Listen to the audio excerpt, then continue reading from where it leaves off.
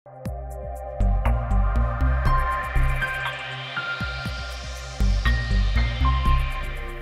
kasih Tuhan, kami bersyukur kepada Engkau. Biar pagi hari ini kami ingin Kau nyatakan lagi hatimu, firman-Mu kepada kami. Bila mana kami berjumpa dengan firman-Mu, biar hati kami bergirang, biar hati kami bersuka Tuhan. Karena itu kami berdoa pagi hari ini, lemburkan hati kami, supaya apa yang kami dengar lewat firman-Mu, hati kami menerimanya dan meresponi sepenuhnya Tuhan. Kami percaya firman-Mu akan mengubahkan kami. Kami minta urapan, kami minta hikmat, kami minta pewahyuan, pengertian dari surga. Curahkan, penuhi kehidupan kami. Terpujilah Engkau kekal selama-lamanya. Di dalam nama-Mu yang kudus, di dalam nama Tuhan Yesus, kami bersyukur dan kami berdoa. Haleluya. Amin. Shalom Bapak Ibu Saudara. Saya mau ngajak kita buka firman Tuhan, kitab Yeremia pasal yang ke-17.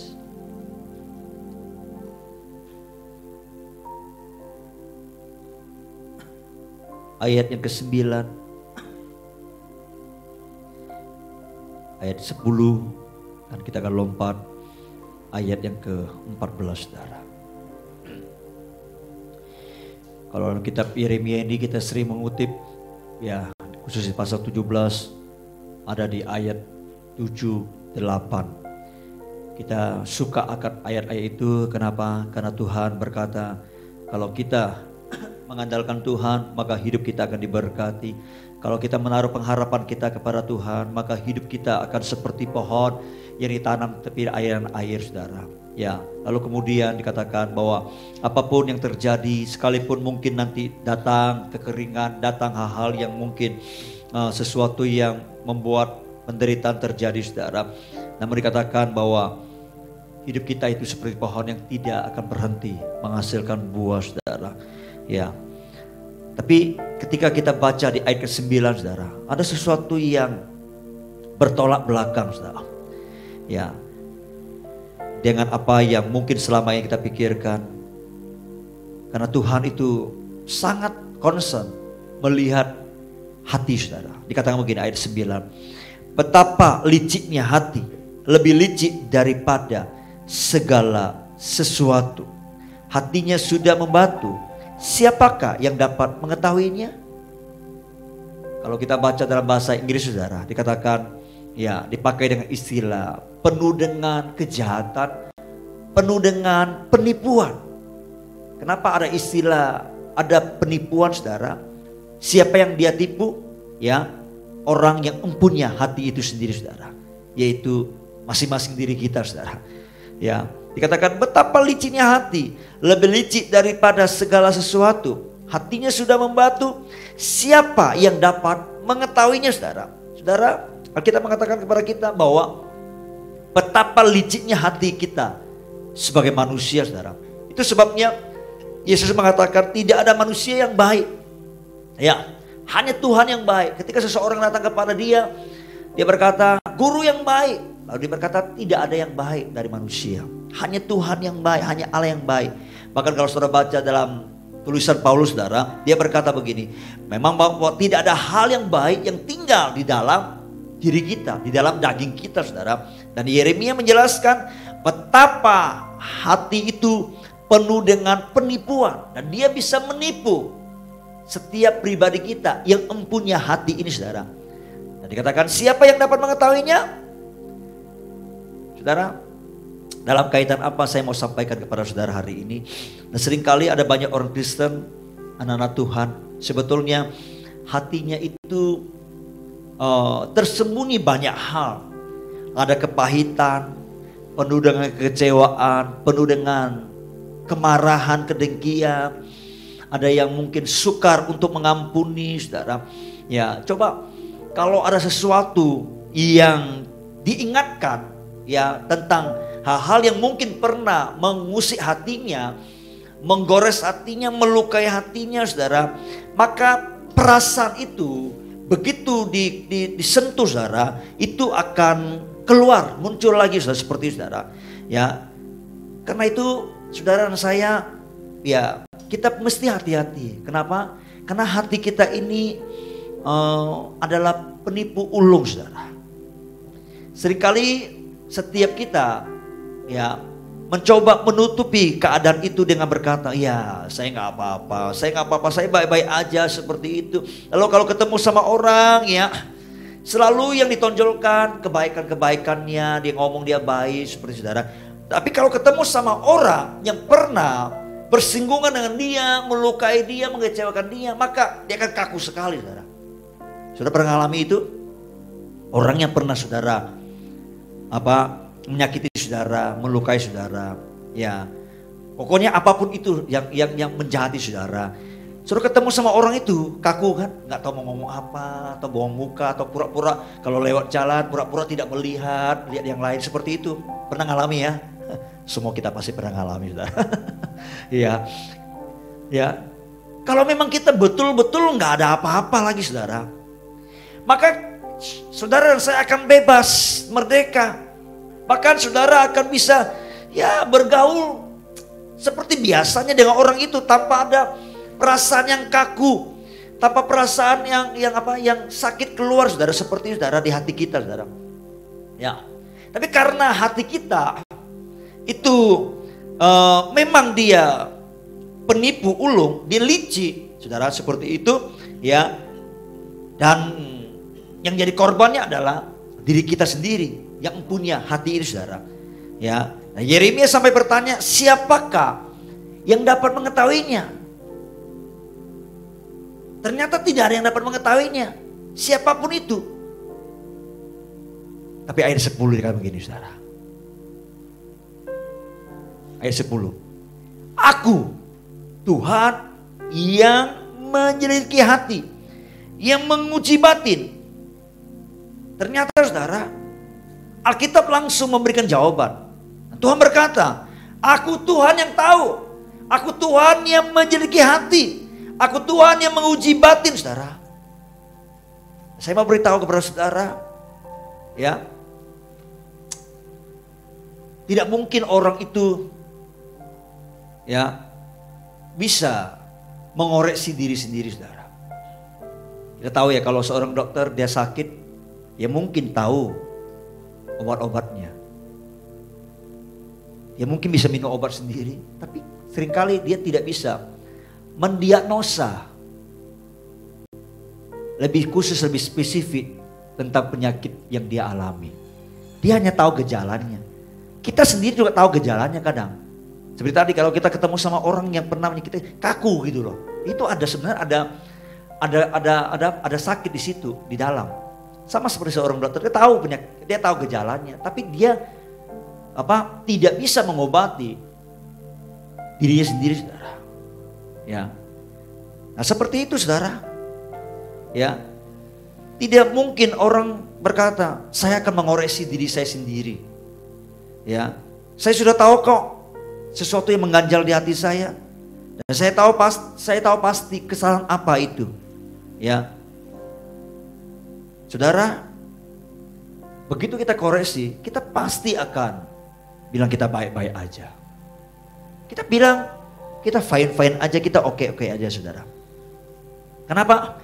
Karena hati kita itu penuh dengan penipuan, licik. Dengan kata saya baik-baik saudara, ego manusia kita saudara tidak akan pernah mau, kalau enggak benar-benar merendahkan hati, terbuka di hadapan Tuhan, kita tidak akan pernah bisa membongkar kebusukan kita sendiri saudara. Hati kita ini tidak akan pernah mau membongkar akan kelicikannya, akan penipuan yang ada di dalamnya saudara. Orang tidak bisa bertobat ya hanya lewat mengkoreksi diri sendiri, meneliti diri sendiri saudara. Dan saya mau sampaikan saudara, ya, kita perlu Tuhan untuk bisa mengoreksi kita saudara. Bahkan juga kita perlu orang lain saudara. Ya. Nah, ada dua hal saudara. Kalau kita meneliti mengoreksi diri kita sendiri, maka kita akan hanya menemukan beberapa saja kesalahan yang kita buat. Hanya beberapa, nggak banyak saudara. Tidak semua. Karena akarnya kita nggak bisa ketahui saudara. Ya, seperti pohon yang cuma hanya rantingannya yang muncul sama buahnya itu yang kelihatan. Tapi akarnya kita nggak tahu. Kan kita nggak mungkin sebagai pohon itu mencongker akar, nggak mungkin. Ya, hanya angin dari luarnya atau petir, gitu kan, menyambar itu, baru ranting atau carang itu atau buah itu baru bisa jatuh, saudara. Seperti itu. Ya. Tapi yang kedua, saudara, kalau waktu kita mengoreksi diri kita akan melihat banyak kebaikan-kebaikan dari hidup kita sendiri. Nah, kita akan berkata, ya minimal saya sudah lumayan. Ya, walaupun ya saya begini-begini, saya tidak berbuat seperti itu, berbuat salah ini, berbuat yang itu, seperti itu, saudara. Sehingga kita tetap akan merasa bahwa kita ini orang-orang yang baik-baik aja, saudara, seperti itu, saudara. Dan orang yang merasa masih punya, tanda petik, kebaikan dalam dirinya, tidak akan pernah tersungkur di hadapan Tuhan, memukul dadanya dan bertobat kepada Tuhan. Ya, tidak mungkin. Sama seperti ketika Yesus memberikan perumpamaan. Ada orang Farisi datang berdoa kepada Tuhan, dan juga ada pemungut cukai datang berdoa kepada Tuhan. Sama-sama berdoa, saudara. Yang Farisi berkata, Tuhan, aku bersyukur kepadamu. Aku tidak sama seperti semua orang lain. Aku bukan perampok, aku bukan pezina, aku bukan seperti pemungut cukai ini, ya kan, seperti itu. Ya, aku ini berpuasa seminggu 2 kali. Aku memberikan 1/10 dari semua penghasilanku. Yang selalu dia lihat itu adalah kebaikan-kebaikannya, kelebihan-kelebihannya, saudara. Tapi pemungut cukai, Yesus berkata, dia berdiri jauh-jauh, tidak berani menghadap ke langit, saudara. Dengan tersungkur dia memukul dirinya, berkata, ya Allah, kasihanilah aku yang berdosa ini. Saudara, itu sebabnya kalau hati kita tidak pernah mau terbuka dengan Tuhan, maka sulit kita untuk jujur dengan keadaan kita, saudara. Itu sebabnya Yeremia berkata, betapa hati itu penuh dengan kelicikan, betapa hati itu penuh dengan penipuan. Siapakah yang dapat mengetahuinya? Langsung Tuhan berkata, aku Tuhan yang tahu, saudara. Saudara, Tuhan tidak akan pernah membiarkan orang itu mengoreksi diri sendiri. Ya, bahkan tadi saya katakan orang lain mengoreksi pun tidak akan sampai kedalaman, saudara. Ya, namun ketika Tuhan yang mengoreksi, maka saya percaya ketika terang Tuhan datang, saudara, dalam kehidupan kita, atau ada kemuliaan Tuhan turun dalam kehidupan kita, saudara, maka itu akan membuat kita menyadari bahwa memang hati kita ini busuk, licik, penuh dengan penipuan, saudara. Ya, kalau saudara pernah baca di kitab Yesaya, di pasal-pasal pertama sampai pasal ke-5, saudara. Ya, Yesaya itu seorang nabi, saudara. Dia berkhotbah, dia menyampaikan firman Tuhan, dia bernubuat demi nama Tuhan, saudara. Tapi ketika di pasal ke-6, kalau saudara baca, saudara, dia melihat Tuhan. Dia menjerit dan berkata, celaka aku sebab aku ini najis bibir. Jadi selama ini dia tidak menyadari ketika dia belum melihat Tuhan. Dia menyampaikan firman Tuhan, dia bernubuat, saudara. Dia masih fine-fine aja merasa. Tapi ketika dia melihat kemuliaan Tuhan, dia baru sadar. Ternyata dia berkata, celaka aku. Sebab dia tahu dia najis bibir, saudara. Dari mana dia tahu? Ketika terang Tuhan menyinari kehidupan, saudara. Dari mana seorang nabi bisa menjerit, bisa berkata bahwa dia najis bibir, saudara? Ketika dia melihat kemuliaan Tuhan, saudara. Saudara, ya, saya percaya kalau kita nggak bertemu dengan Tuhan, Kalau kita diterangi dengan kemuliaan Tuhan, kita tidak akan bisa melihat kehidupan kita yang sebenarnya, saudara. Itu sebabnya kalau saudara baca di kitab Wahyu, berkali-kali Yohanes itu, Rasul Yohanes, ketika dia melihat Tuhan, dia tersungkur, saudara. Itu sebabnya semua malaikat, semua empat makhluk dan 24 tua-tua itu ada di surga melihat kemuliaan Tuhan, mereka tersungkur. Sebelum kemuliaan Tuhan ada dalam kehidupan kita, kita gak bisa tersungkur, saudara. Karena itu kita perlu bertemu dengan Tuhan. Dan orang yang bertemu dengan Tuhan adalah orang yang mau terbuka, mengizinkan Tuhan untuk dia bisa dibongkar hatinya, saudara. Ya, Yeremia berkata, betapa licinnya hati, siapakah yang dapat mengetahuinya?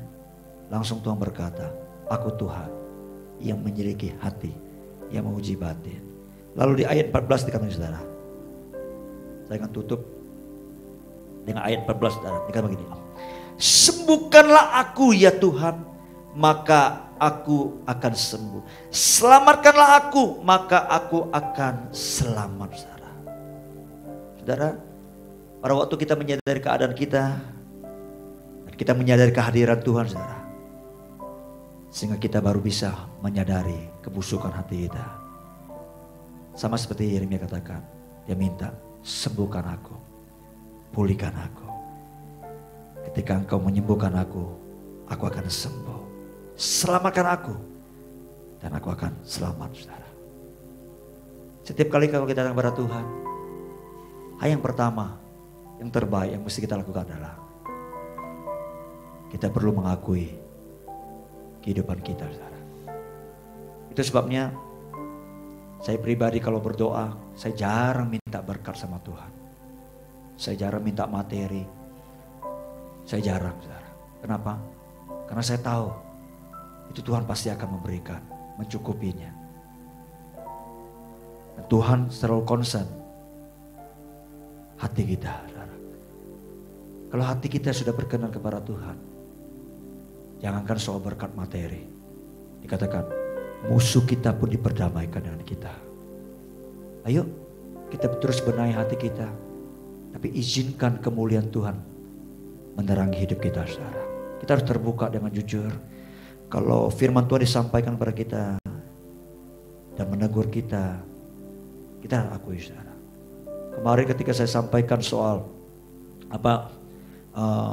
benci terhadap musuh, lalu kita harus mengubahnya, dan Tuhan berkata harus mengasihi musuh kita.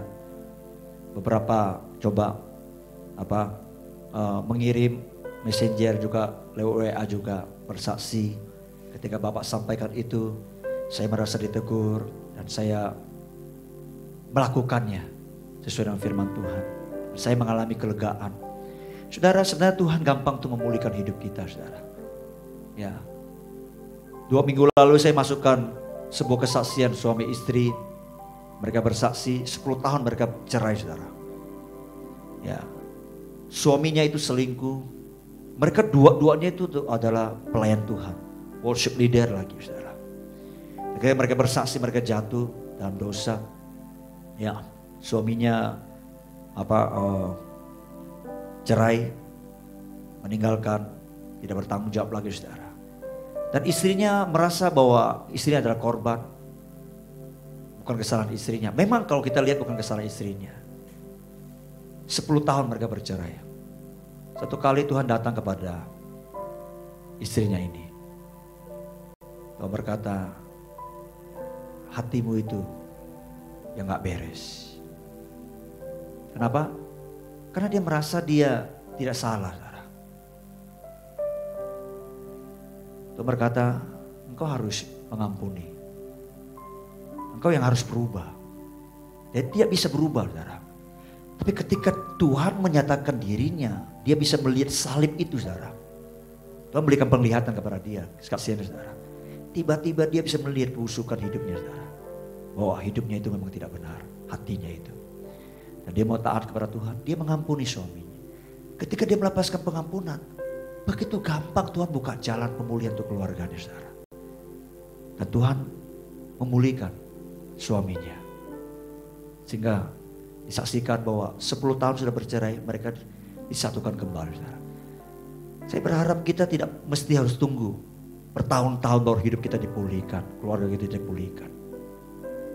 Tuhan bisa segera memulihkan hidup kita, asal kita mau nurut, hati kita terbuka, jujur, dan kita mau tempuh jalan seperti yang Tuhan sampaikan kepada kita. Saudara. Ayo kita jujur dengan hati kita, jangan biarkan kelicikan, penipuan itu terus membungkus hati kita. Saudara. Kalau kita sakit, kalau kita terluka, kita ngomong sama Tuhan.